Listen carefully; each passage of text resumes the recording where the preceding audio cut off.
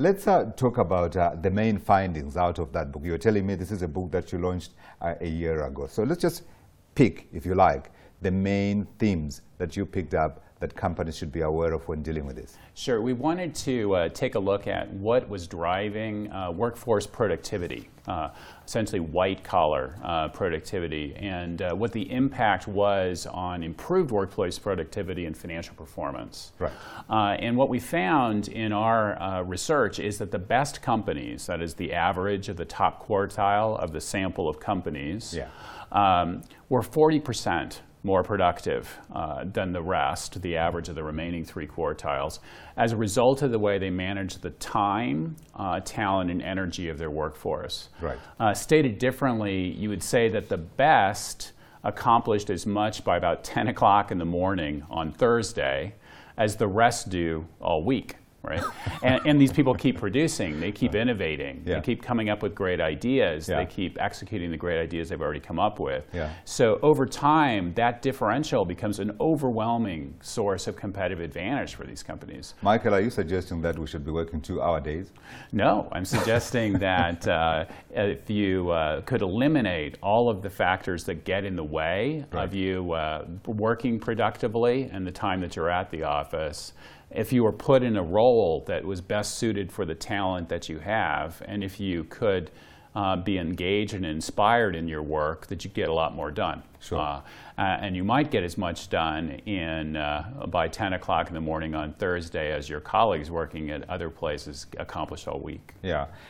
Your report says in terms of that time that we're talking about, your average company loses 25% of its productive power to organizational drag. Just explain what that is. Yeah, sure. If you think about it, if you could dedicate 100% of your hours at work to productive activity, how much you'd be able to accomplish. Absolutely much more. But the problem is that stuff gets in the way. That stuff usually manifests itself in the form of unnecessary meetings that don't actually go anywhere, lots of time processing e-communications that's unnecessary. And our work uncovered that of that, almost 24% of productive capacity is lost essentially to bureaucratic processes, procedures, unnecessary reporting, and complex structures that require more interactions than should be required to get work done. And so you spend all this time in meetings, all this time processing e-communications in order to attempt to get work done inside prescribed processes, and at the back end, nothing really comes about it. So if you could eliminate all of that, you'd have more productivity each week, about almost more than a full business day for most companies. I wish we had our HR manager here listening to you. Let's talk about talent and what you found. You say here, contrary to popular belief, top-performing companies don't have better talent than their competitors. They are better at deploying, teaming, and leading the talent that they have. And when I read that line, I thought to myself, what are you saying? Are you saying people don't matter? It's more about how you manage them? No, I'm not saying that. But there's a common misperception. I even had this misperception, by the way, that what explains the difference in performance between the best and the rest was just the mix of star talent. That the reason why these companies outperform these companies is their people are just better.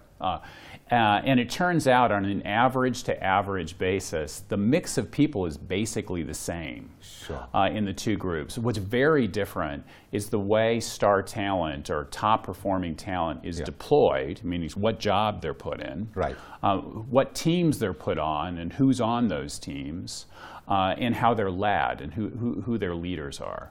And so if you think that you can't get the pool of talent that Facebook can, and therefore you'll never be a great performer, my advice to you is worry less about what the mix of talent is that you have, and identify who your great people are now, and make sure they're in the right jobs, that they're on the right teams, and that they're led by the right people. 1 minute, Michael, for you to explain to me the energy aspect of this. Yeah, so I was a skeptic on energy, but it turns out that an engaged worker is 45% more productive than a merely satisfied worker. And an inspired worker is 55% more productive than a merely engaged employee. So what that means is that an inspired employee is 125% as productive as a merely satisfied employee. Stated differently, one inspired employee can accomplish the same amount as one satisfied employee in less than half the time. And then the question becomes, the trick is, how do you make them engaged, inspired? Engaged and inspired is mostly leadership. That in our research, the companies that had the highest number of engaged and inspired workers were those that recognized that inspirational leadership is something that needs to be developed in all managers, rewarded, and in some instances there even needs to be consequences associated with being an uninspiring leader, either taken out of leadership or taken out of the company.